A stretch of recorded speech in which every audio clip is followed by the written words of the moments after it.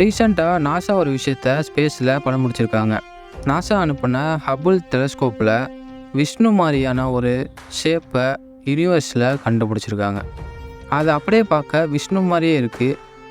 அதை அவங்க மிஸ்டிக் மவுண்டன்னு இதை சொல்கிறாங்க. இந்த மிஸ்டிக் மவுண்டன்ற அவங்க சொல்கிறத கொஞ்சம் அப்படியே நம்ம சைடு ஆராய்ஞ்சு பார்க்குறப்ப அதை பார்க்க விஷ்ணு மாதிரியே இருந்திருக்கு. விஷ்ணு சிலையை அதை பார்த்தோன்னே எல்லாம் பிரமிச்சு போயிடுறாங்க. ஏன்னா இத்தனை நாள் நம்ம கேட்ட கதைகள்லாம் உண்மையாகுது. இது மாதிரி விஷ்ணுவே நமக்கு சொன்ன கதையில் ஒன்று தான் பகவத்கீதை. பகவத்கீதையில் பல நல்ல விஷயங்கள் சொல்லியிருக்காங்க. நம்ம அதுலேருந்து இன்றைக்கி என்ன நல்ல விஷயத்த பார்க்க போகிறோன்னா, பெண்களை பற்றி கிருஷ்ணர் எப்படி அவங்கள பார்க்கணும், அவங்கள பற்றி என்ன சொல்கிறாரு அப்படின்றத நம்ம பார்க்கலாம். பகவத்கீதையில் பெண்களை நம்ம அதாவது வெளித்தோற்றத்தை பார்த்து நம்ம உள்ளே இருக்க பொக்கிஷத்தை விட்டுறக்கூடாது. இதை நான் ஒரு சின்ன எக்ஸாம்பிளாக சொல்கிறேன். ஒரு சின்ன குழந்தைங்களுக்கு முட்டாய்னா ரொம்ப பிடிக்கும்.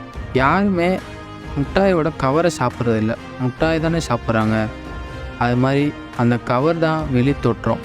அந்த உள்ளே இருக்க அந்த இனிப்பு தான் அவங்களோட உள்ளம். அதனால் நம்ம வெளித்தோற்றத்தை விட்டுட்டு உண்மையான உள்தோற்றத்துக்கு மதிப்பு கொடுத்தா வாழ்க்கை சிறப்பாக இருக்கும். இப்போ கடவுள் மேலே நம்பிக்கை வந்தால் தான் கடவுளுக்கு பயந்து நம்ம நல்ல விஷயத்த செய்ய முடியும்.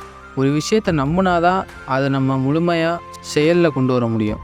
அது மாதிரி நம்ம விஷ்ணு பகவான் பெண்களை என்ன சொல்கிறாருன்னா, நீங்கள் பார்ப்பது வெளித்தோற்றம் மட்டுமே, உள்ளே உங்களை காக்கும் தாய் இருக்கிறார் அப்படின்னு சொல்கிறாரு.